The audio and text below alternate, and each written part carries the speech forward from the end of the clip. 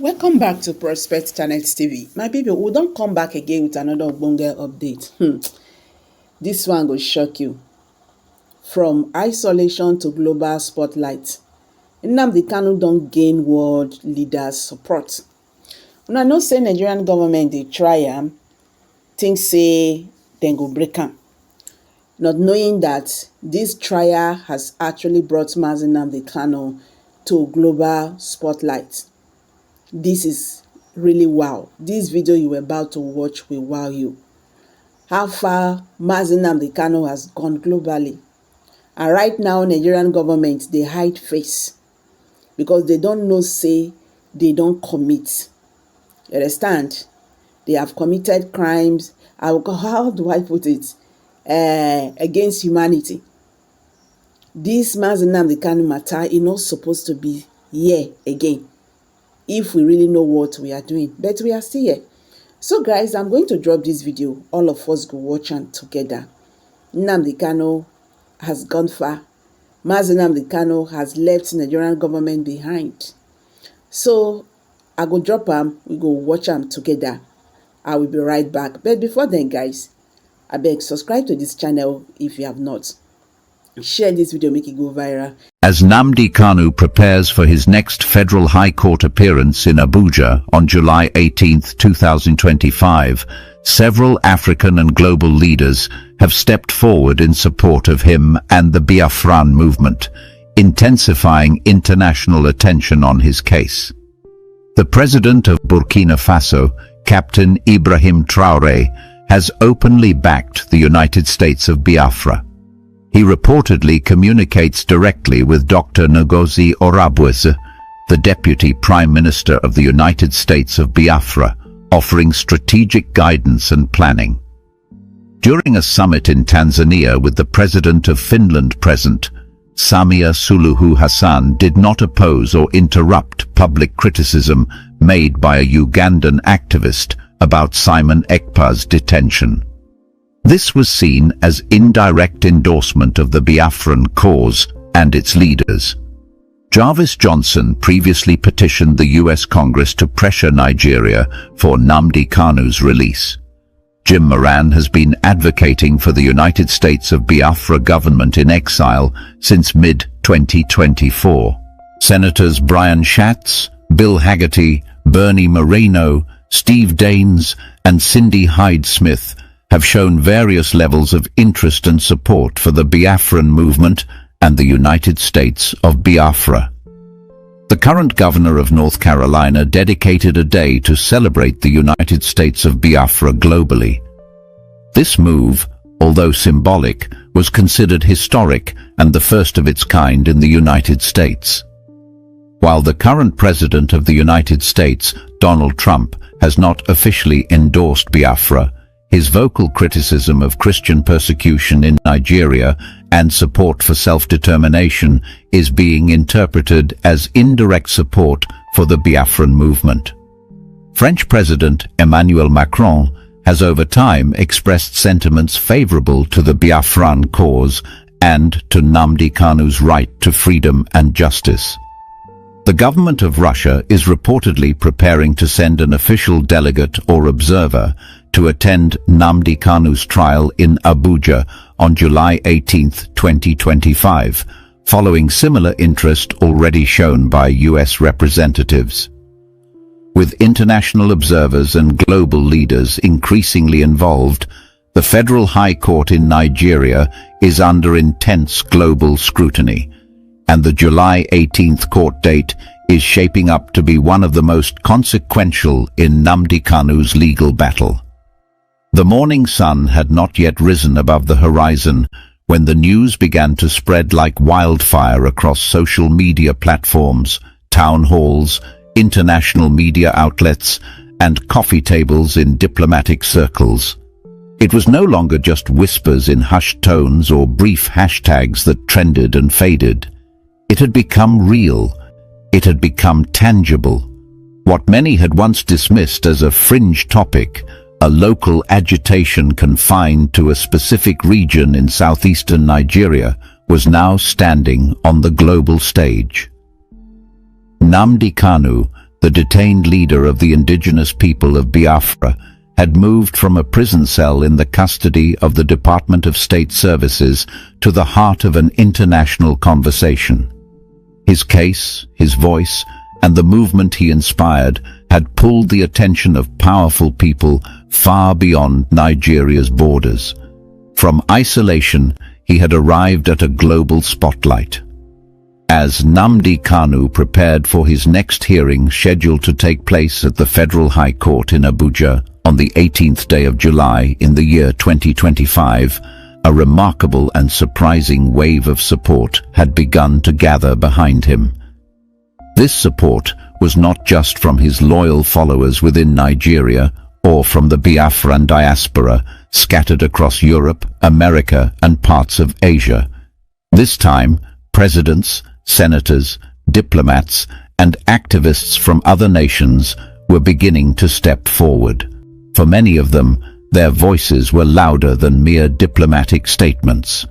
Their actions showed a deliberate alignment with the vision and struggle that Nnamdi Kanu has been championing for years. One of the earliest and boldest gestures came from the young and charismatic president of Burkina Faso, Captain Ibrahim Traoré. Known across Africa for his revolutionary stance and unwavering opposition to neo-colonial interference, Captain Ibrahim Traoré had in recent months been mentioned in connection with conversations supporting the United States of Biafra. His position was not a vague gesture of sympathy. Rather, it had been confirmed that he maintained open communication with Dr. Ngozi Orubueze, the Deputy Prime Minister of the United States of Biafra government in exile. According to multiple reports, Captain Ibrahim Traoré and Dr. Ngozi Orubueze had engaged in detailed conversations about strategic support, planning, and the long-term roadmap of the Biafran liberation process. It was a partnership that shocked some observers but inspired many Biafrans, who now felt they had an African president in their corner, one who was not afraid to challenge the status quo or confront political risk for the sake of justice and self-determination. In another part of the African continent, a major summit was held in Tanzania. The gathering featured several African and European dignitaries, including the President of Finland and the President of Tanzania, Samia Suluhu Hassan. It was a moment that appeared unscripted when a Ugandan activist took the microphone and delivered a passionate public criticism of the continued detention of Simon Nyoku Ekpa, the Finland-based Biafran spokesperson and self-declared Prime Minister in exile. What made this moment powerful was the silent but visible reaction of President Samia Suluhu Hassan. She did not interrupt, she did not raise objection, and she did not dismiss the speaker. Her silence was interpreted by many as a subtle but important endorsement of the Biafran cause and the leaders associated with it. That moment went viral online, and many analysts pointed to it as a shift in African diplomatic norms. It was unusual for a sitting African head of state to allow public criticism of another African government, especially on such a politically sensitive topic. Meanwhile, in the United States of America, the support for the Biafran struggle and for Nnamdi Kanu's release was becoming more structured, more vocal, and more politically impactful. Jarvis Johnson, a well-respected figure in American politics, had not only spoken publicly in favor of Nnamdi Kanu, but had gone a step further by petitioning the United States Congress. His petition was not a mere collection of signatures. It included documentation, background on Nnamdi Kanu's prolonged detention, and a call for the United States to place diplomatic pressure on the Federal Republic of Nigeria to release him. This petition ignited conversations in congressional offices and found its way into subcommittee meetings. Long before this renewed wave of support began to take shape, one former United States congressman had already planted seeds of advocacy for the Biafran movement. Jim Moran, who had served in Congress for over 2 decades, had been a quiet but consistent supporter of the government-in-exile structure formed by Biafran advocates. Since the middle of 2024, Jim Moran had used his influence, connections, and platforms to speak about the Biafran cause. For him, it was not merely about politics, it was about justice, human rights, and self-determination. His voice, seasoned by experience, carried weight among policy influencers in Washington, D.C. Even more surprising to many political observers was the growing number of current American senators who had expressed varying degrees of interest in the Biafran matter. Senator Brian Schatz, known for his advocacy on civil rights, joined by Senator Bill Hagerty, Senator Bernie Moreno, Senator Steve Daines, and Senator Cindy Hyde-Smith, had all either issued statements, attended meetings, or received detailed briefings on the Nnamdi Kanu case and the broader demands of the Biafran people. Though not all had openly declared full support for the independence of Biafra, their willingness to engage the issue marked a turning point. It was no longer a taboo topic. It was no longer a matter left to social media warriors or fringe press outlets. Biafra had entered mainstream policy discussions. One of the most emotional moments of the growing international recognition came from the southeastern region of the United States, where the current governor of North Carolina made a declaration that stunned both Biafrans and Americans. In an official state proclamation, the governor announced a day dedicated to the global celebration of the United States of Biafra. The act was largely symbolic, but the symbolism could not be ignored. For the first time in the history of the United States, a sitting governor had formally recognized the Biafran identity and gave it the dignity of ceremonial acknowledgement. The news sparked joy among Biafran supporters across North Carolina and beyond. They held small community parades, church services, and cultural displays in celebration of what many described as a spiritual and political milestone.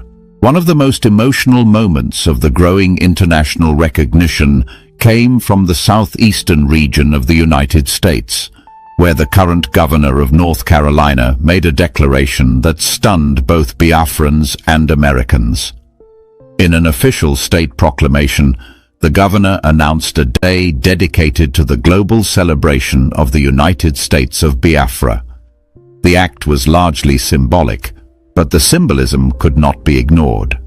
For the first time in the history of the United States, a sitting governor had formally recognized the Biafran identity and gave it the dignity of ceremonial acknowledgement.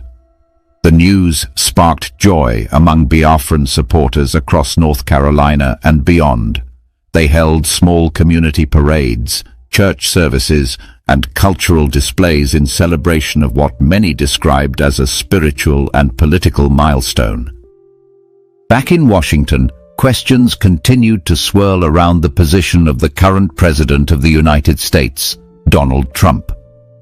Though President Donald Trump had not released any official endorsement of the Biafran cause, his recent speeches about the persecution of Christians in Nigeria and his general support for global self-determination had been closely examined by political analysts. For many Biafrans, his words were enough to be interpreted as indirect support. In one of his town hall events, President Donald Trump mentioned the unjust treatment of Christian populations in West Africa and criticized African regimes that suppress indigenous voices. Though he did not name Nigeria or Biafra directly, the inference was clear to his audience. In Europe, the French President Emmanuel Macron was also not silent. Over the past year, President Emmanuel Macron had quietly allowed several meetings between Biafran diplomats and lower-level French officials to take place in Paris. While the French government had not made any bombastic declarations, The general tone of President Emmanuel Macron's foreign policy had shifted toward openness to self-determination efforts. Privately, French diplomatic insiders had confirmed that President Emmanuel Macron believed in Nnamdi Kanu's right to a fair trial and to freedom from arbitrary detention. His position aligned with long-standing French values of liberty, justice, and international law. Perhaps the most stunning diplomatic development came from Moscow. After months of silence and vague statements, it was reported that the government of Russia was preparing to send an official delegate or observer to attend the Federal High Court proceedings in Abuja on the 18th of July.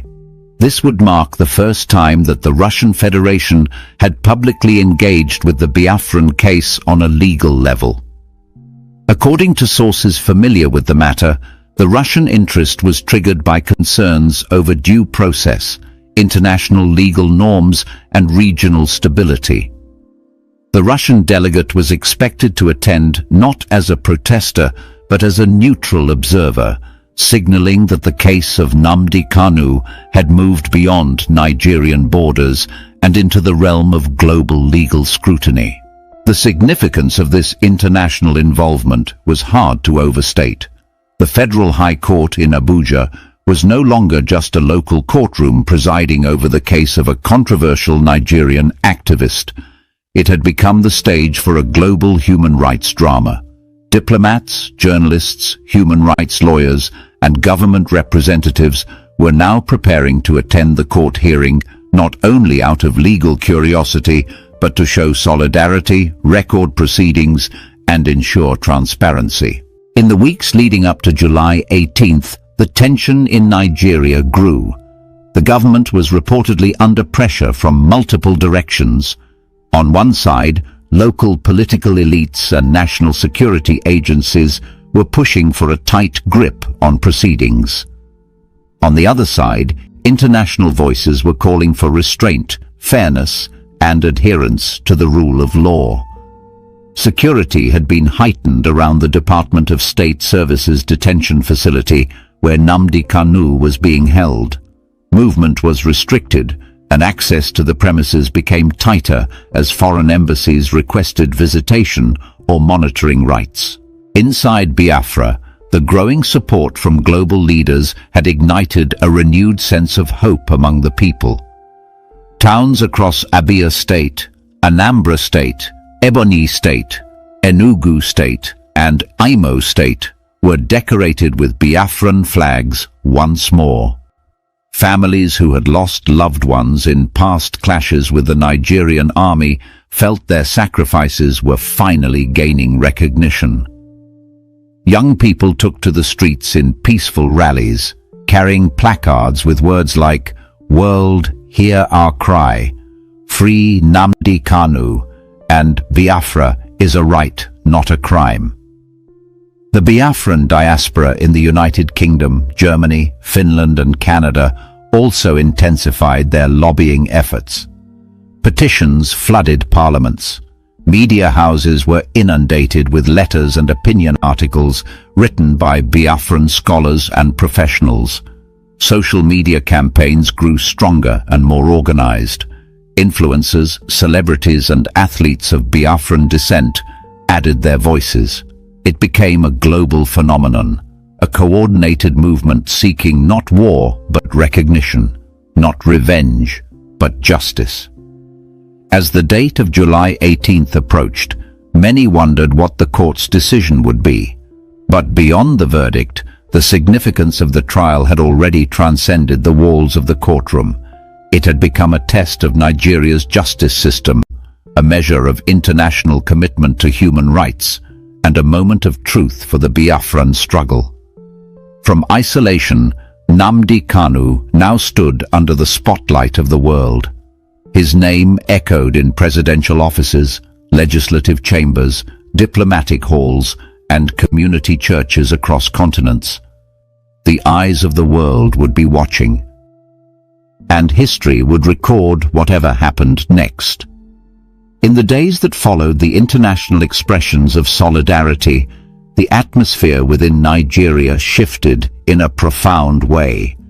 It was no longer business as usual within the political circles in Abuja. The silence that once surrounded the name Nnamdi Kanu in Nigeria's top corridors of power had turned into heated debates, frantic meetings, and urgent phone calls. Ministers and security chiefs gathered behind closed doors in emergency sessions, trying to assess the impact of this global wave of attention. The pressure was real, and the Nigerian government could no longer ignore it. The courtroom where Nnamdi Kanu was scheduled to appear on the 18th of July had become more than a judicial venue. It had become the nerve center of a national and international conversation about justice, identity, and the future of a people. Inside the courtroom itself, preparations began weeks ahead of time. Judges, legal clerks, and court officers were instructed to treat the date with utmost seriousness.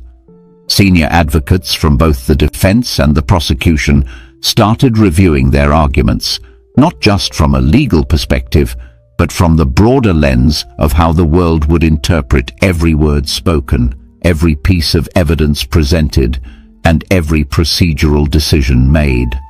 Representatives from various international organizations such as Amnesty International, Human Rights Watch, and even delegates from the African Union quietly expressed interest in being present during the hearing. For them, it was not merely about one man, it was about a pattern of behavior that could set a precedent for the treatment of minority groups and political dissidents across the continent. Dr. Ngozi Orabueze, the Deputy Prime Minister of the United States of Biafra government in exile, played a critical role in maintaining diplomatic conversations leading up to the court date. From her base in Germany, she held virtual meetings with diplomats, journalists, human rights experts, and policymakers. She presented detailed briefs about Nnamdi Kanu's arrest, his treatment in custody, the allegations of torture, the violations of court orders, and the repeated denials of his right to medical treatment. Her voice became one of the most consistent and respected among the international Biafran advocates. She was tireless, attending as many as 5 meetings a day, sending written appeals to institutions such as the European Union Parliament and the International Criminal Court. Simultaneously, Biafran communities in the diaspora began organizing mass rallies and cultural events to mark the countdown to the trial.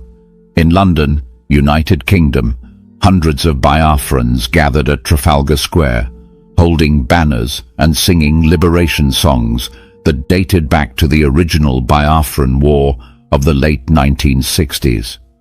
In Toronto, Canada, a candlelight procession was held by Igbo professionals who used the occasion to educate Canadian citizens about the history of Biafra, the detention of Nnamdi Kanu, and the need for the world to act.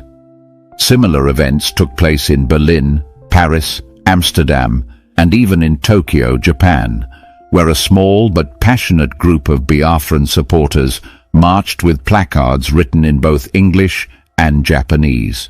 Amid this international wave, the Nigerian media began to shift its tone as well. Previously, the mainstream press in Nigeria either ignored Nnamdi Kanu's case or framed it through the lens of national security. But as the days went by and the eyes of the world focused on the case, some journalists and editors began to explore different angles. Popular television programs started inviting legal experts, human rights activists, and representatives of civil society to discuss the implications of the upcoming trial. Radio stations hosted phone-in segments where ordinary Nigerians, especially from southeastern regions, poured out their feelings and frustrations.